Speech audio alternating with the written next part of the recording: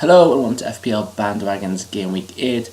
My name is Mark Jobling and I'm hoping this can be a welcome relief from 2 weeks of Wayne Rooney topics. Yes, that's right, we've had a 2-week international break, which is difficult at the best of times, but this one has been dominated by Wayne Rooney being dropped. Will he be dropped? Where his future as captain? This, every possible angle on the Wayne Rooney story. And if that wasn't enough for you, Ryan Giggs and the Swansea job. We've been told endlessly by the likes of Robbie Savage, Chris Sutton and Danny Mills why somehow Ryan Giggs, a man who has not managed a team ever, should be getting the Swansea job over the experienced, well-travelled Bob Bradley just because he's Welsh and he's played in the Premier League, and that's it. That is their logic. That is their basis of their arguments, and they've gone into overdrive with this promotion of one of their lads, one of their friends, Ryan Giggs, who, a lot of managers start from the lower leagues and work their ways up the proper way. Gary Rowett is doing a fantastic job, and he's worked his way up. But Ryan Giggs, no, he has to be different. Why? Because he's Ryan Giggs, and he has a God-given entitlement to walk into a Premier League job for no reason at all. But enough of that anyway, because as well as that and England grinding out a 2-0 win over Malta and a 0-0 over Slovenia, hey, 2 clean sheets would give you a lot of FPL points. Which brings us to the game itself, the reason why you're watching this probably.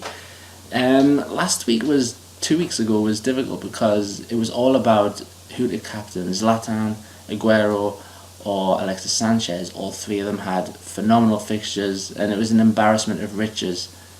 And of course, all three blanked. Oh no, Sanchez got a clean sheet point, so he was on 3. Zlatan got 1 and I think Aguero got 2. It was an absolute wipeout. I know I personally scored the mighty 33. It was just a terrible week all round. The only person who I had who delivered at all was Firmino, who got 12 points. And to be fair, he was the second highest scorer behind Laurent Koscielny with 15. And you had Payet just behind on 10 points.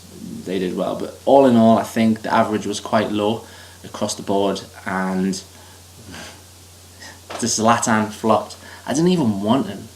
If you go back to the earlier ones, I didn't want him. He was overpriced. I always thought he was a bit overrated, and certainly didn't think him and Aguero could be in. But no, he was essential. And you guys took his ownership to 60%, which meant that any goal meant it was fatal for non-Zlatan owners. And now he's decided to be Zlatan. And now he's desperately thinking, should I take him out for Costa or Lukaku or even Benteke? But we'll sort of touch on that very shortly. The first bandwagon of the week is James Milner, which are probably words you would never have thought I would say, especially as the midfielder is playing at left back, so it's the wrong type of out of position potential. He's filling in at left back for Alberto Moreno. All in all, doing a very good job, although Liverpool don't keep clean sheets. He scored again against Swansea, because everything says no on the surface. He's playing in defence when he's a midfielder. So you won't even get clean sheet points if it happens. And there are other good 6.5 million options. But I want to say get on this bandwagon because he's delivering. He scored 4 goals in these 7 games. All penalties, by the way. And he's got a maximum bonus in 3 games. So he's one of the highest scorers in the game. Now, okay, can Liverpool getting 4 penalties in 7 games be sustainable over a season? Probably not, but it's not just penalties. He's on other set pieces as well. Even if his open play contribution isn't the same as what you get from the likes of Lallana, Mane, Coutinho, Firmino, Klopp's fullbacks do get forward, and Klein and Milner do get in the opponent's half quite a lot. So the combination of that plus his strong work ethic, is nailed on penalties and other set pieces in a free-flowing team with, by the way, amazing games coming up. You've got to get on him. As strange as non-glamorous as it is, the fixtures, the form, the penalties, get on the Milner bandwagon. Second up is Diego Costa. Now on the surface that is absolutely nailed on, yes, and he's already risen 0.6 million at a price from, in hindsight, his initial 9.5 million value is really underpriced. He's up to 10.1 now.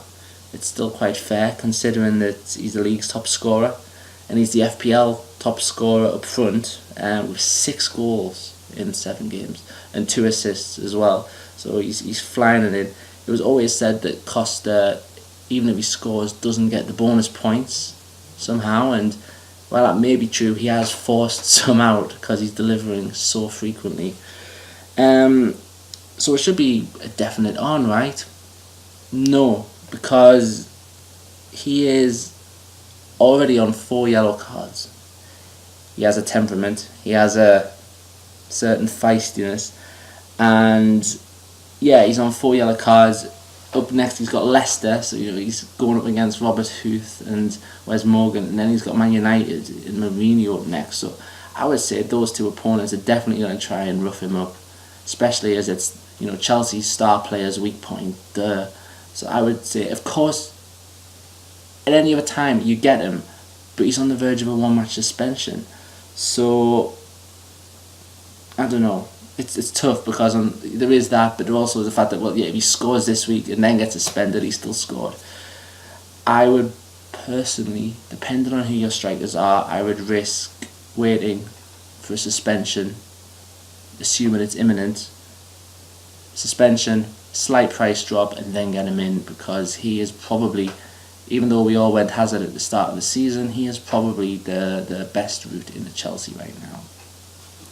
And we're going to finish on Theo Walcott. I would get on this bandwagon as well.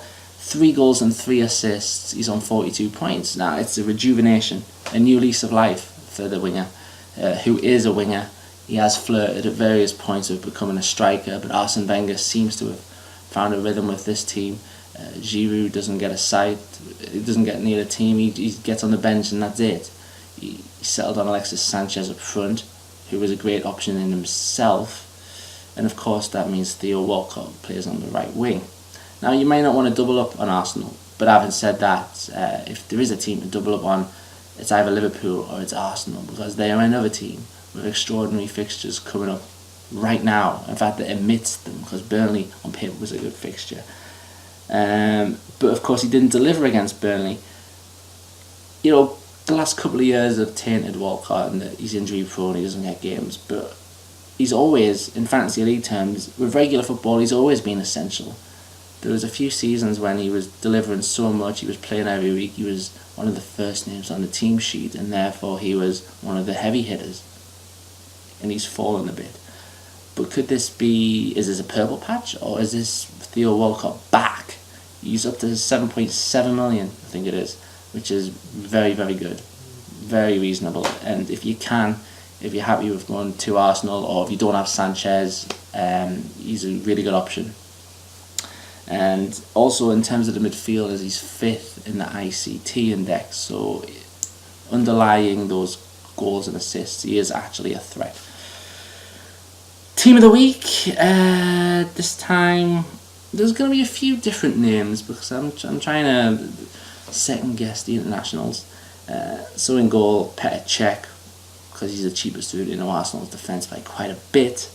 Vertonghen, because Arsenal and Tottenham really are the 2 defensive essentials. You can get by without a Chelsea or even a Man U, possibly even a Manchester City, but make sure you have an Arsenal and a Spurs.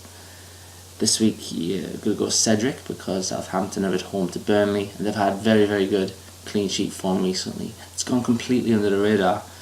Patrick Van Aanholt, mostly for his attacking potential.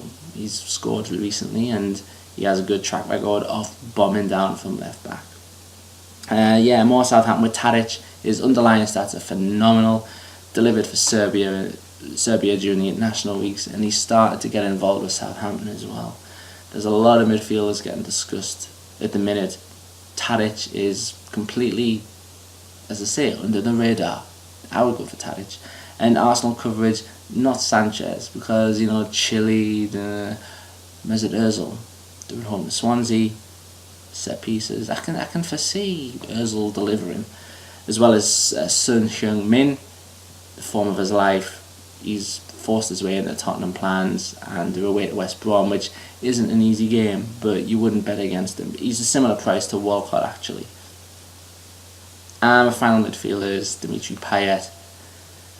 For all West Ham's troubles, I wish there are several, Payet still delivers, and he scored that wonder goal against Middlesbrough 2 weeks ago.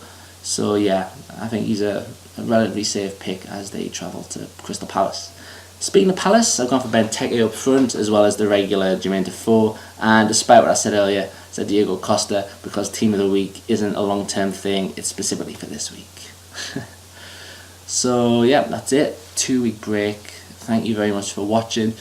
Leave any comments below if you like to. I still haven't changed the logo in the credits because I am experiencing stress like never before right now, and it was tough to fit this in. But yes, thank you for watching, and I'll see you next week. Bye.